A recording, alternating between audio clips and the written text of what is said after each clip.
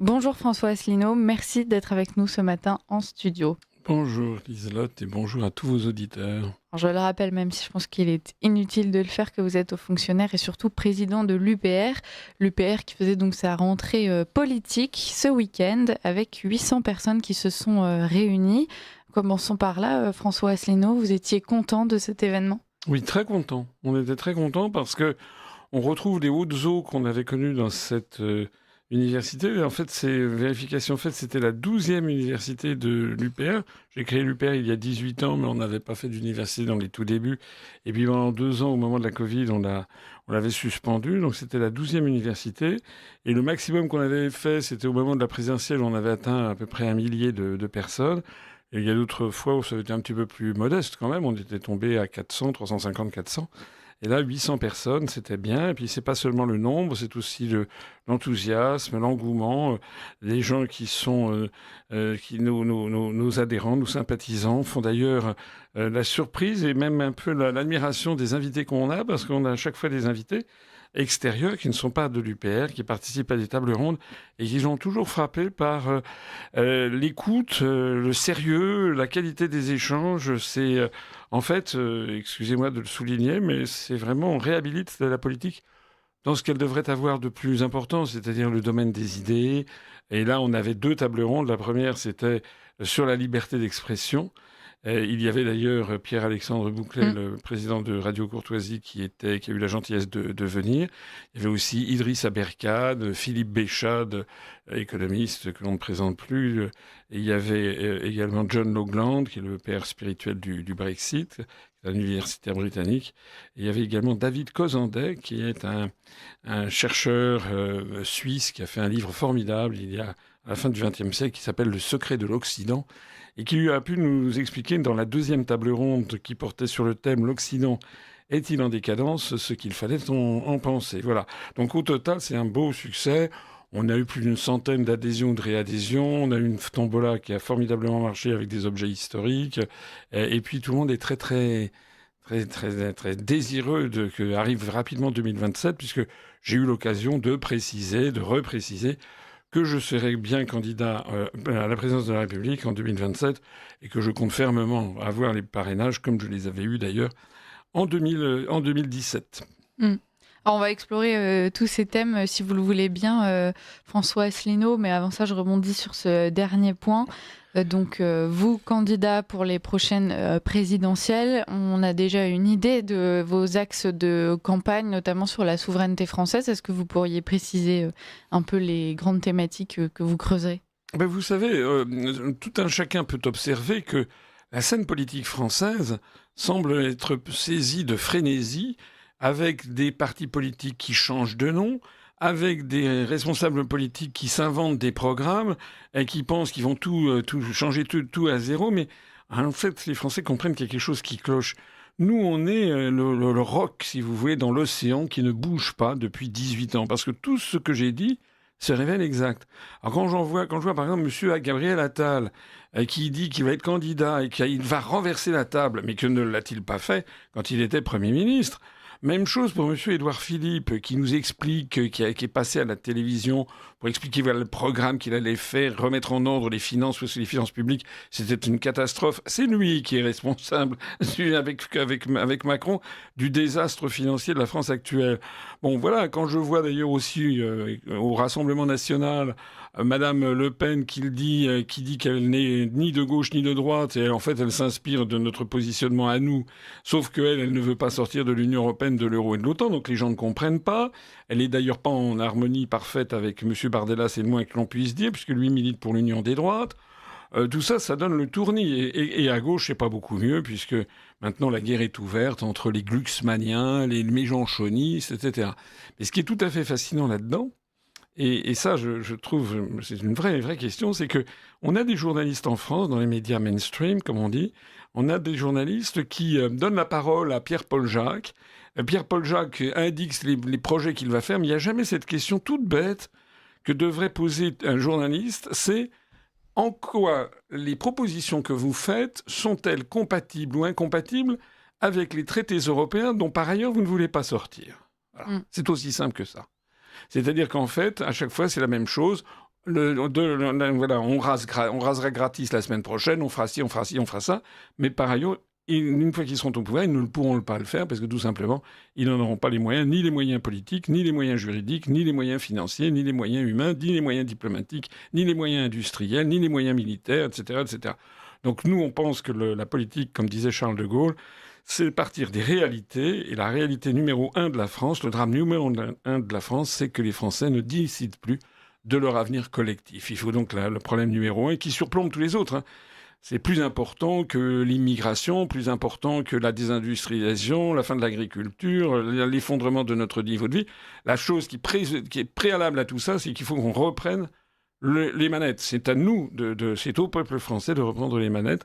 Heureusement, il y a de plus en plus de gens quand même qui commencent à le comprendre et on est assez content en effet parce que le vent souffle fort en notre faveur en ce moment. On a vraiment des adhésions, des dons, des gens qui s'intéressent de plus en plus souvent à nous. Nous ne sommes essentiellement handicapés, comme vous le savez, que par la quasi-invisibilité qu'on a dans les grands médias. Alors justement, François Asselineau, quand vous dites les Français ne décident plus, on comprend bien que vous faites allusion à la mainmise de l'Union européenne sur les politiques nationales. Néanmoins, on voit que même au sein même du pays, il y a quelques soucis lors des périodes électorales. On l'a vu par exemple aux dernières législatives, il y a beaucoup de Français qui estiment que ça te fait voler l'élection, avec cette logique toujours de barrage et d'alliance, parfois contre nature. Est-ce que vous, quand vous disiez que Jordan Bardella, lui, défend l'union des droites, est-ce que c'est quelque chose qui vous paraîtrait pertinent, justement, pour pouvoir faire céder cette digue, peut-être vous approprier la visibilité que vous mériteriez et remporter enfin un carré politique face à la gauche? Alors, comme je l'ai souvent expliqué, et je reviens dessus, l'UPR n'est pas un mouvement de droite, pas un mouvement de gauche non plus. Nous nous inspirons du gaullisme pur et dans sa pureté d'origine et dans son efficacité d'origine, qui avait bâti le Conseil national de la résistance, qui ralliait droite et gauche pour faire sortir les Allemands hors de France. C'est pas une vanité, c'est pas une coquetterie, c'est pas une élégance, c'est pas une nostalgie, c'est tout simplement l'efficacité. Pourquoi je dis ça ? Parce que dans la mesure où nous considérons que la première chose à faire, c'est de rendre aux Français leur souveraineté et leur indépendance, il faut partir du principe de qui est-ce qui va en France soutenir ce programme. Or, on en a une preuve très, très, très directe, qui est la même que celle à laquelle a été confronté De Gaulle en 1940, c'est qu'on ne peut pas faire abstraction de la gauche. En 2005, il y a eu, le 29 mai 2005, 55% de non à la Constitution européenne. C'était formidable. Malheureusement, Sarkozy a piétiné de façon scandaleuse ce choix. Mais sur ces 55% de non, on estime, d'après les sondages post-électoraux, qu'il y avait peut-être 25 à 30% qui venaient de la droite et 20 à 25% qui venaient de la gauche. De telle sorte que si on fait l'union des droites ou l'union des gauches, eh bien, on n'aura pas dans ces deux camps la majorité nécessaire, si vous voulez, pour sortir de l'Union européenne, de l'euro et de l'OTAN pour faire le Frexit. Regardez d'ailleurs cette union des droites, où d'ailleurs je vois que tout le monde s'écharpe en ce moment entre le Rassemblement national, dont d'ailleurs qui a essuyé son 6e échec, pour un 6e échec consécutif dans le cadre des élections législatives partielles. Donc vous avez vu sur les réseaux sociaux qu'il s'enflamme. Et moi j'ai regardé, j'ai vu que M. Dupont-Aignan reproche au Rassemblement national de faire cavalier seul, Reconquête trouve que Mme Le Pen a un ego démesuré, enfin toutes ces balivernes. Moi ce que je vois là-dedans, c'est que le RN plus Zemmour, plus Marion Maréchal, refusent tous les trois de sortir de l'Union européenne, de l'euro et de l'OTAN. C'est-à-dire que M. Dupont-Aignan, qui d'ailleurs ne l'a jamais vraiment poussé non plus, ou M. Philippot, qui louche dans cette direction, ne pourront pas faire passer le Brexit dans le cadre d'une union des droites. Et c'est pareil dans le cadre d'une union des gauches. Je rappelle que M. Mélenchon avait dit que ceux qui voulaient sortir de l'euro étaient d'essence maréchaliste, vous vous rendez compte ? Il avait traité plus bactère ceux qui voulaient sortir de l'Union européenne. Et il n'y a pas, en fait, à part quelques petits mouvements, très très petits mouvements à gauche, comme le mouvement de M. Kuzmanovic, ou bien le Parti pour une renaissance communiste en France, qui est un petit mouvement communiste maintenu, il n'y a pas à gauche de voix qui sont en faveur de l'Union européenne, de la sortie de l'Union européenne. Alors c'est un mystère quand même, parce que on voit bien, par exemple, que d'après les sondages, il y a au moins 30%, peut-être 40%, peut-être même une majorité de Français s'il y avait un vrai débat démocratique et qu'on pouvait expliquer les avantages et les inconvénients, il y a peut-être donc une très forte minorité, peut-être même une majorité de Français qui voudraient sortir de l'Union européenne, de l'euro et de l'OTAN. Et il n'y a aucun député, il y a 0 député exactement à l'Assemblée nationale qui défend cette vision des choses. Ça prouve d'ailleurs au passage que la représentation nationale n'est pas un bon reflet de l'opinion publique. Et le mystère, eh bien, vient justement de celui que j'ai dit, c'est qu'il faut avoir une structure qui permette un rassemblement provisoire, parce que j'ai jamais dit que la droite et la gauche c'est pareil, c'est antagoniste, mais provisoire pour faire en sorte que les 55% de Français qui ont voté non en 2005 se rassemblent et aient une offre politique à l'élection présidentielle de 2027. Je serai cette offre politique parce que finalement, le parti que j'ai créé, c'est le parti du Frexit, c'est le parti des 55% de Français qui ont voté non. Et encore une fois, si on allait d'un côté ou de l'autre, eh bien, on ne sortirait pas de l'Union européenne. Alors c'est très grave ce que je dis, parce que y a des gens qui disent, c'est le fameux débat lancé par Zemmour ou Madame Knafo ou Monsieur Bardella ou Madame Maréchal, c'est l'identité nationale avant toute chose. Oui, mais on peut pas changer, on peut pas, comment dire, ils prétendent lutter contre l'immigration, mais j'ai expliqué, je ne peux pas dire que je l'explique pas, et d'ailleurs toutes les personnes qui en doutent sont allées vérifier que ce que je dis est vrai. Depuis le traité d'Amsterdam, c'est l'Union européenne qui fixe notre politique migratoire. C'est la Commission européenne qui fait entrer 4 millions de migrants par an en Europe. Alors des gens disent oui, mais regardez, en Hongrie, il y a moins de monde. Alors déjà, il y a beaucoup de migrants en Hongrie aussi. Mais ce qui est vrai, oui, c'est que si vous avez des migrants venant d'Afrique francophone, ils vont pas aller se précipiter en Hongrie. D'abord parce qu'ils n'en parlent pas la langue, d'autre part parce qu'ils parlent le français, et par ailleurs, en France, on a des prestations sociales tout à fait importantes. Donc si on veut régler le problème de l'immigration, qui n'est qu'un des problèmes, parce que la destruction de l'agriculture française, c'est un désastre. La destruction de notre industrie, c'est un désastre. Le marché européen de l'énergie et la baisse du niveau de vie que nous subissons, c'est un désastre, etc., etc., sans compter notre alignement sur la politique étrangère de l'Union européenne et de l'OTAN, qui nous mène tout droit à la guerre avec la Russie, eh bien, si on veut mettre un terme à ça, il n'y a pas d'autre solution que de sortir d'abord et avant tout de l'Union européenne.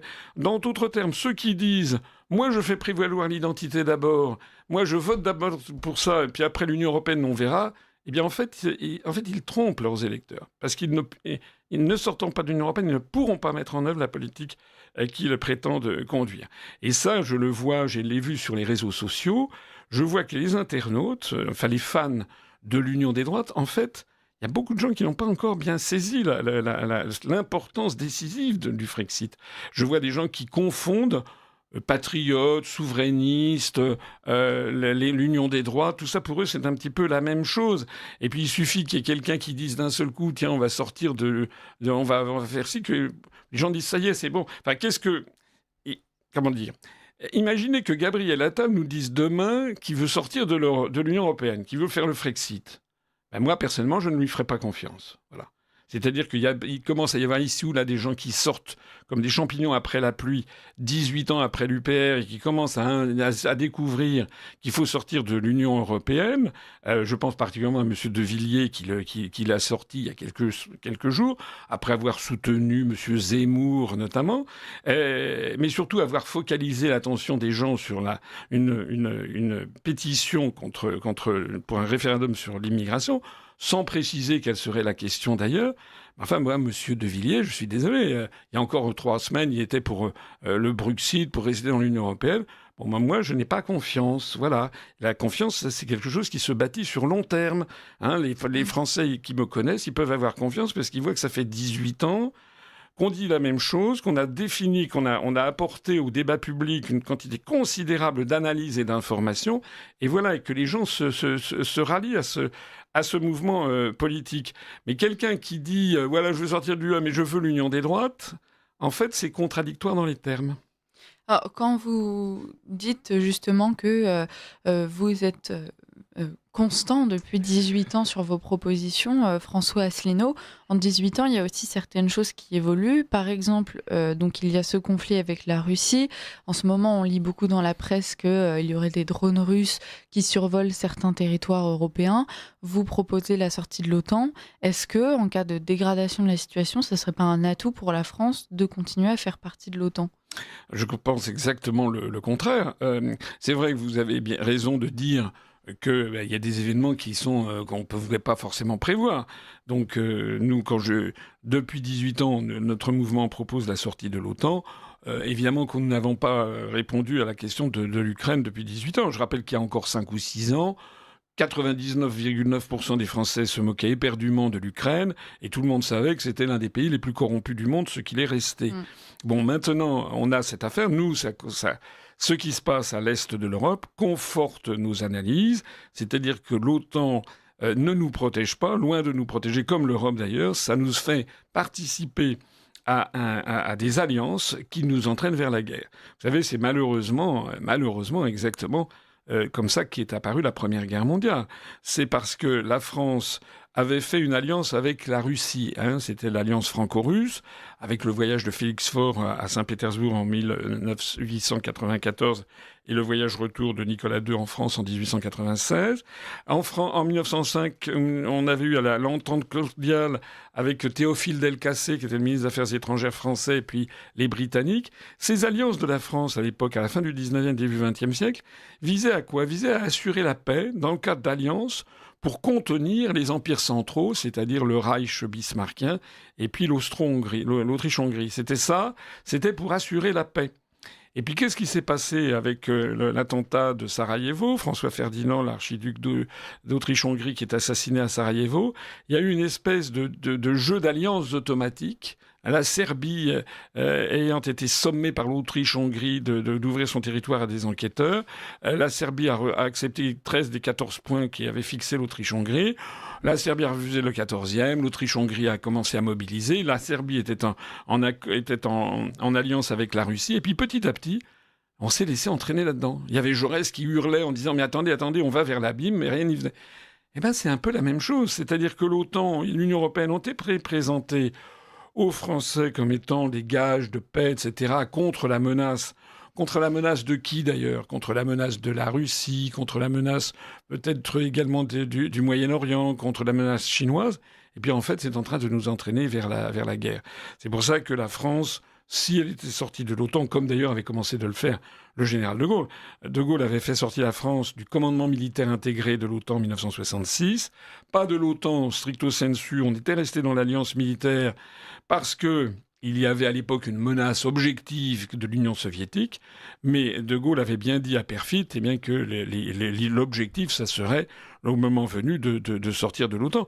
Dans l'esprit de Gaulle, la France doit être un pays non aligné. La place de la France, en fait, serait faire partie des BRICS, avec la Russie, la Chine, l'Inde, le Brésil, enfin tous ces grands pays en très très fort développement économique, dont nous sommes en train de nous couper, pour nous ratatiner sur une petite structure belliciste en plein effondrement industriel et qui par ailleurs n'a aucune source d'énergie propre. Vous vous rendez compte à quel point ce choix stratégique est totalement calamiteux ? François Asselineau, merci d'être avec nous. Il est bientôt 7h45. Chers auditeurs, dans quelques instants, Richard de Sèze nous rejoindra pour sa chronique et puis terminera cette discussion que nous avons entamée avec François Asselineau. Et puis ensuite, nous retrouverons Philippe Bilger pour parler de Sarkozy. On se demandera si c'est une fausse victime ou une vraie crapule. Question importante. François Asselineau, je vous vois rire, on pourra s'interroger sur Nicolas Sarkozy si vous le voulez. Mais avant cela, je reviens sur le thème de votre rentrée politique. Vous nous l'avez dit, il y a une table ronde qui était consacrée donc à la question de la décadence de l'Occident. Vous, justement, qui êtes très souverainiste, centré sur la France, est-ce que, étendre cette question à l'Occident en général, déjà, pourquoi ? Parce que l'Occident, on le sait, ça comprend divers pays européens, mais aussi les États-Unis, par exemple. Et ensuite, quelle était la conclusion de cette table ronde ? Est-ce que après une phase de décadence, on n'est pas en train d'assister à un renouveau ? On voit qu'il y a quand même différents signaux plutôt encourageants, que ce soit en Europe ou bien aux États-Unis, sur le changement de mentalité. Alors, c'est vrai que... je précise d'abord que les débats qui ont été filmés seront diffusés dans quelques jours, quelques semaines, une fois qu'ils auront fait l'objet d'un montage et une belle présentation. Et donc, je renvoie quand même les auditeurs à ces débats. Donc, tout le monde est convenu d'une chose, c'est que c'était d'ailleurs la thématique du livre de David Cozandet sur le secret de l'Occident. En fait, il avait mis à jour dans son ouvrage que ce qui a fait la grandeur de l'Europe occidentale à partir de la Renaissance, c'est finalement la compétition entre des États-nations de taille à peu près comparable et stable. Voilà. C'est parce qu'il y a eu cette compétition entre l'Espagne de Philippe II, la France de Louis XIV, la montée en puissance des provinces unies, c'est-à-dire les Pays-Bas, puis le Royaume-Uni, chacun inventant une voie vers le développement, et puis quand il y en a un qui trouvait quelque chose de mieux, eh bien les autres s'en emparaient. Voilà, donc l'Espagne du siècle d'or a bénéficié des métaux de leur colonie sud-américaine. La France... Et puis après, ils ont commencé à entrer en décadence parce qu'ils n'en faisaient pas grand-chose. La France, elle a inventé le dirigisme colbertien, la monarchie absolue, qui a été efficace pour unifier la France. Et puis vous avez eu les Pays-Bas qui, eux, ont inventé les bourses des valeurs, qui ont inventé l'aménagement du territoire avec les polders. Et puis vous avez eu Genève et les Pays-Bas qui ont inventé la liberté d'expression. Et puis vous avez eu le Royaume-Uni qui a inventé la monarchie parlementaire, qui a inventé le capitalisme, qui a inventé les syndicats, etc. Donc à chaque fois, il y a eu cette espèce de mimétisme et de compétition pour savoir lequel gagnerait le mieux. Ça n'est pas le moindre des paradoxes que de voir que la construction européenne, elle est en train de tuer ça. Le plus extraordinaire, c'est qu'elle se prévaut toujours d'une concurrence libre et non faussée, mais elle exige que tous les États adoptent la même politique. Or, elle peut se tromper. La Commission européenne, par exemple, quand elle impose à tous les États de l'Union européenne, par exemple, de construire des éoliennes, etc., et si c'était l'inverse ? Voilà, c'est-à-dire qu'en fait, la Commission européenne a une espèce de fantasme impérial.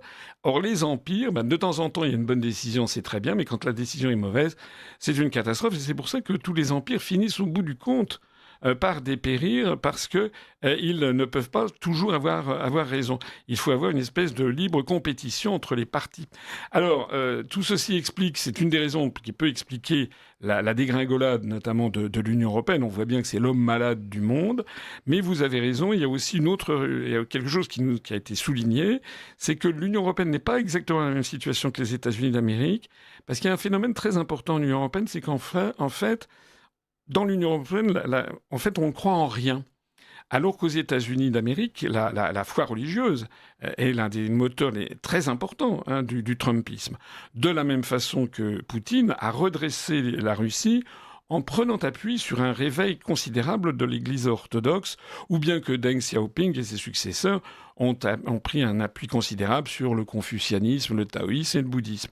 Eh bien, donc, il y a peut-être en France des phénomènes qui sont en train d'apparaître, c'est encore modeste, mais on voit ici ou là, vous en avez déjà parlé sur Radio Courtoisie, une remontée, par exemple, des baptêmes des adultes, une très forte participation à des pèlerinages comme celui de Chartres ou celui de Saint-Jacques-de-Compostelle.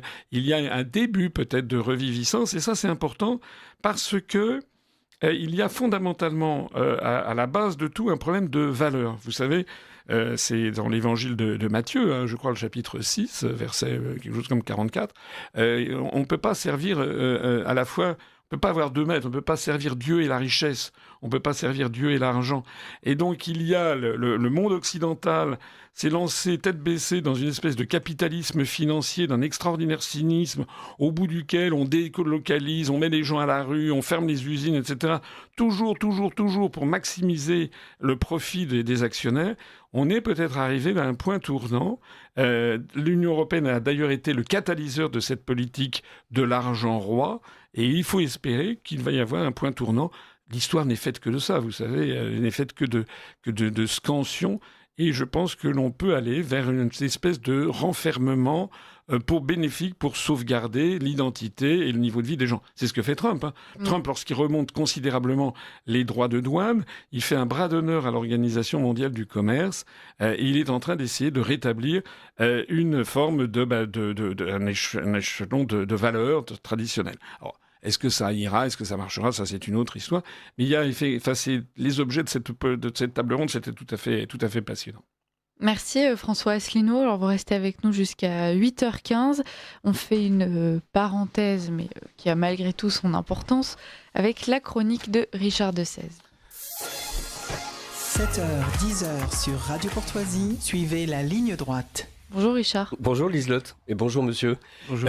D'habitude, je vous parle de d'Emmanuel Macron. Je suis allé sur l'agenda de l'Élysée ce matin et il y avait marqué que l'agenda était en cours de...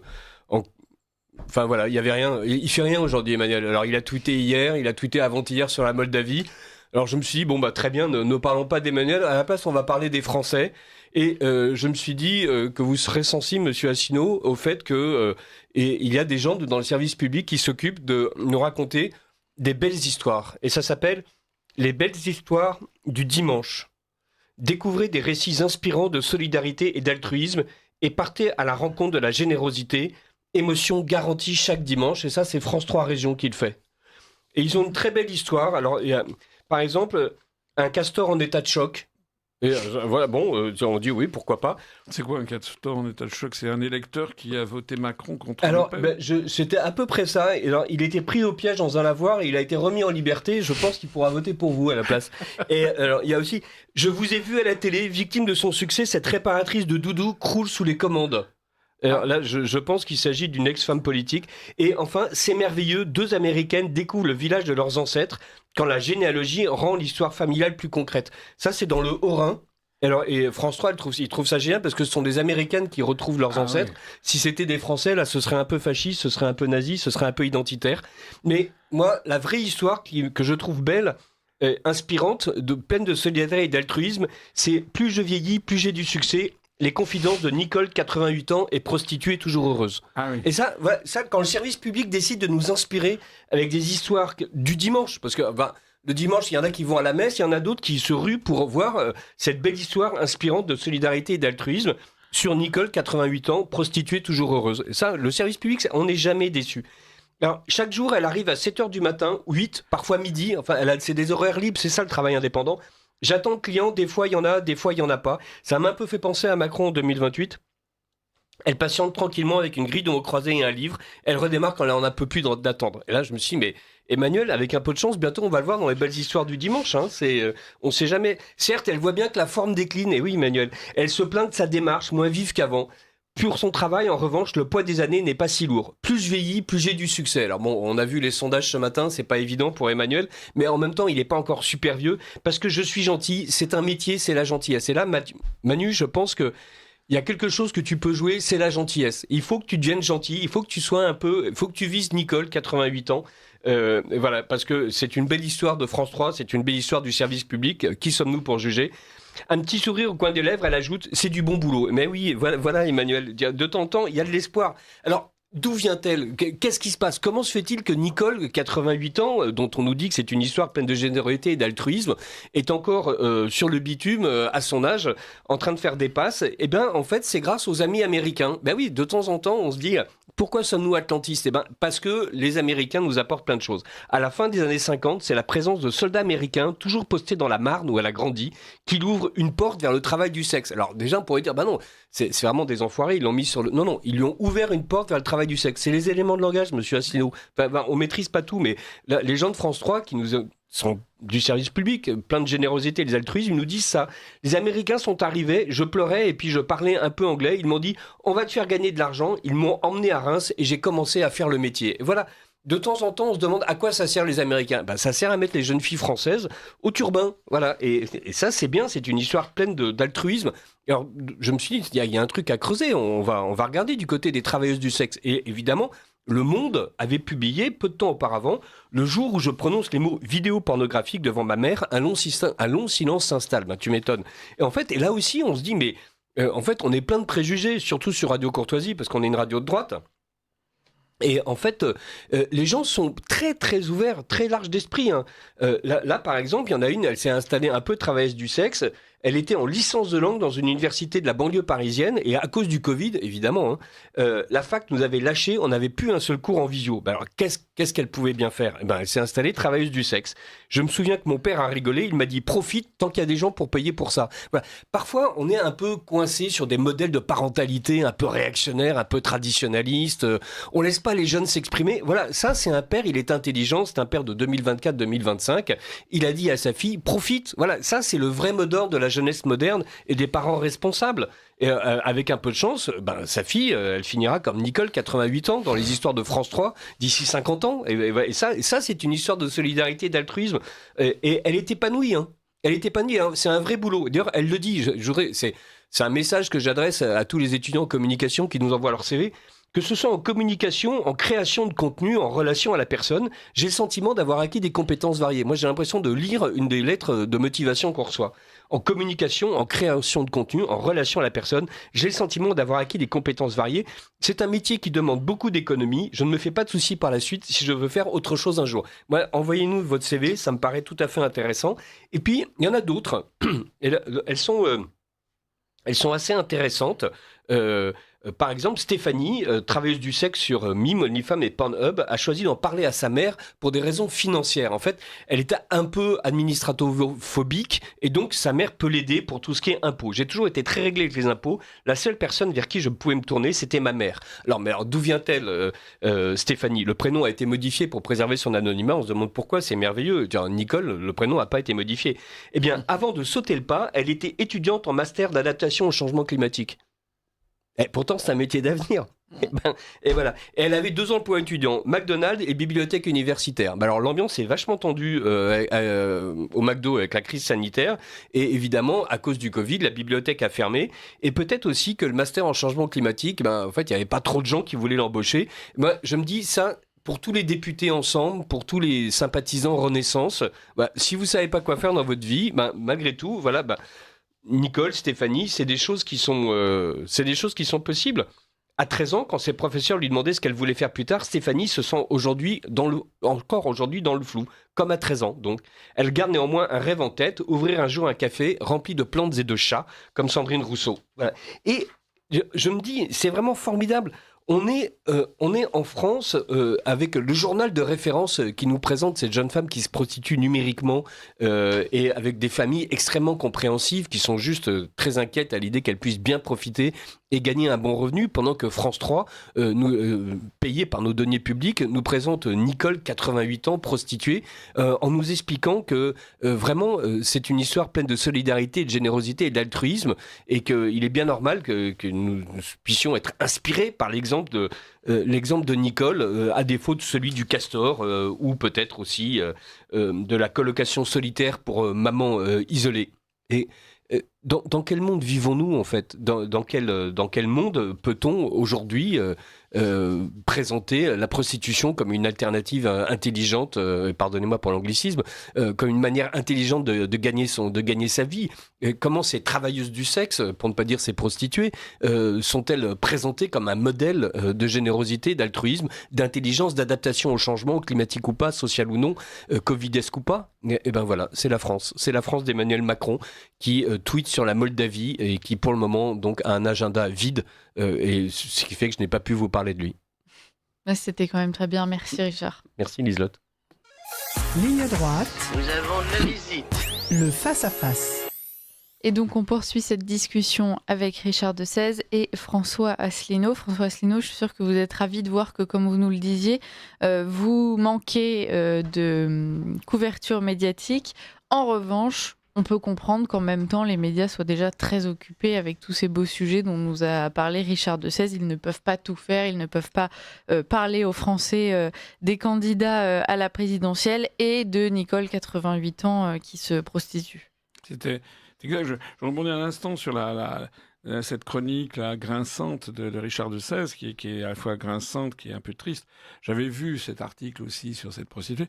En fait, il met le point sur ce que je disais tout à l'heure, c'est-à-dire que on est dans un univers en Union européenne et en France en particulier, on a l'impression qu'on a laissé tomber toutes les valeurs.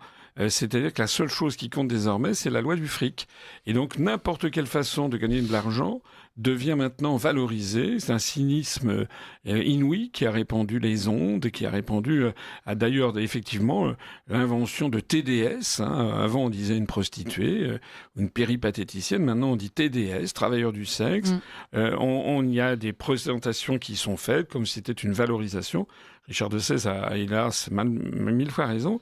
C'est peut-être de ça c'est peut-être ça l'un des problèmes peut-être les plus graves qui se posent à la société française, cette forme de désespoir qui a envahi en fait les Français, qui ne reconnaissent plus leur propre pays, et on a l'impression que le cynisme le plus outrancier se présente comme ça à la télévision, à la radio. C'est comme, excusez-moi d'évoquer ce sujet, c'est un sujet d'actualité.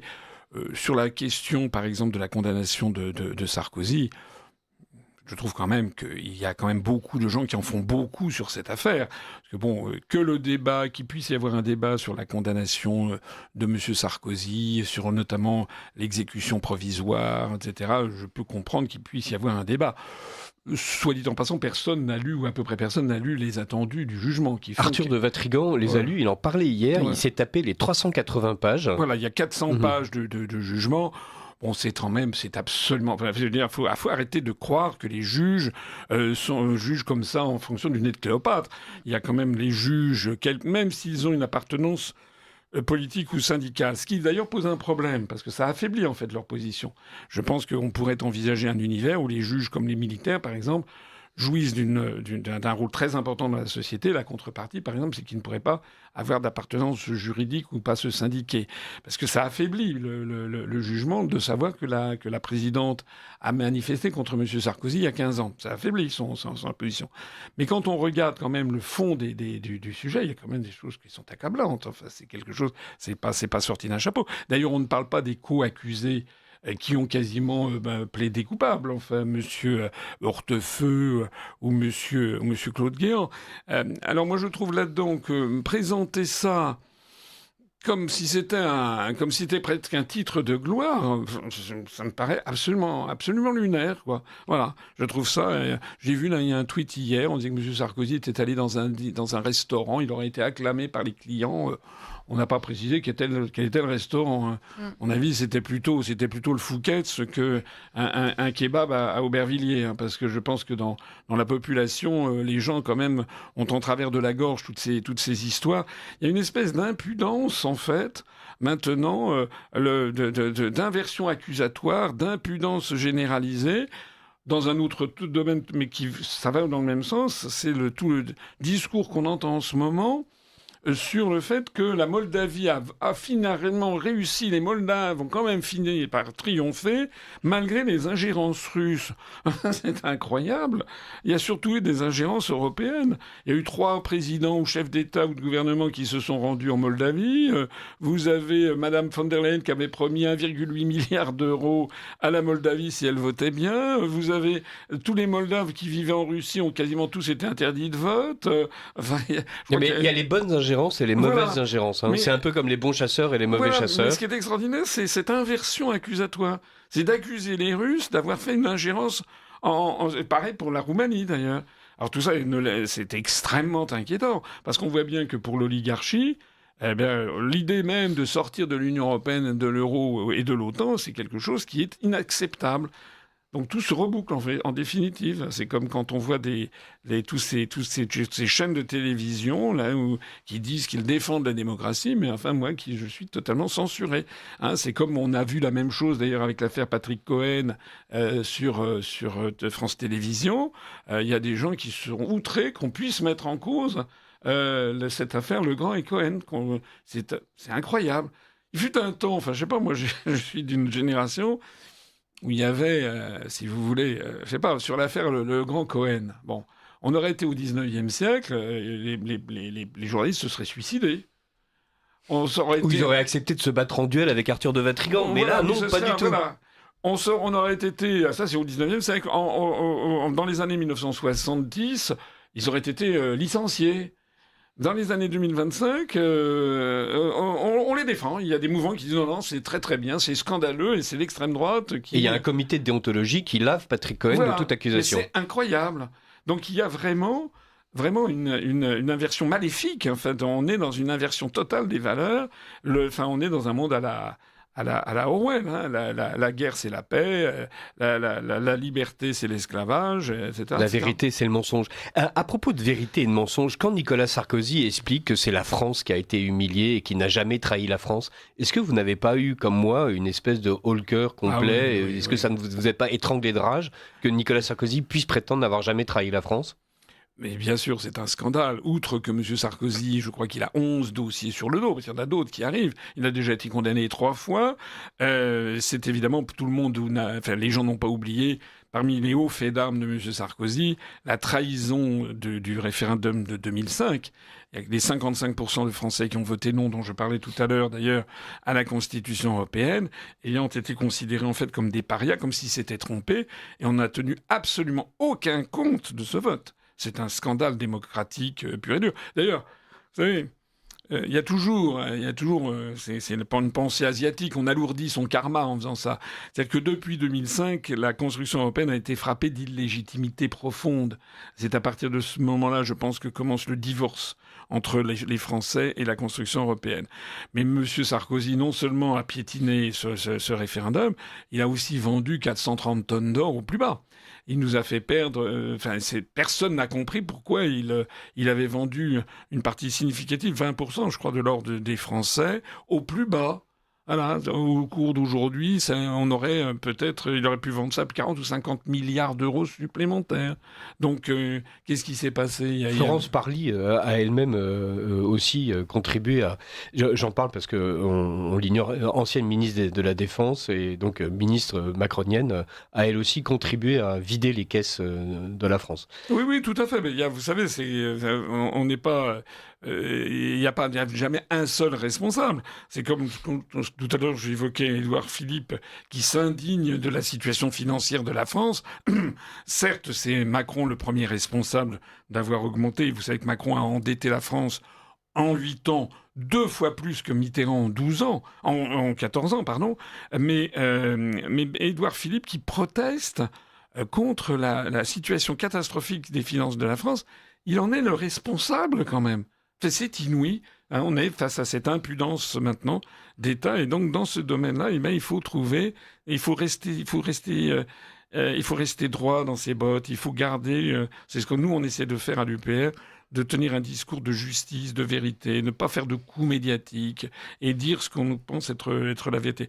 Moi, je le vois, si notre discours passe de mieux en mieux en ce moment, c'est qu'il y a quand même beaucoup de Français qui ne savent plus à quel sein se vouer, comme on dit, et qui ont besoin, soif, d'abord et avant tout, de pouvoir avoir le sentiment de faire vraiment confiance à un responsable politique et non pas à quelqu'un qui est sans foi ni loi, va changer de programme sans arrêt et ne fait que réciter les éléments de langage qui ont été concoctés par Mimi Marchand, qui est une reprise de justice, ou bien par un cabinet de conseil style McKinsey.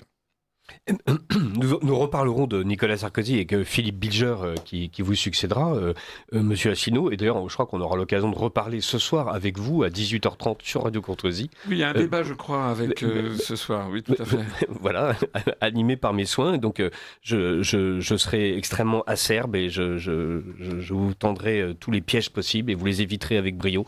Merci beaucoup.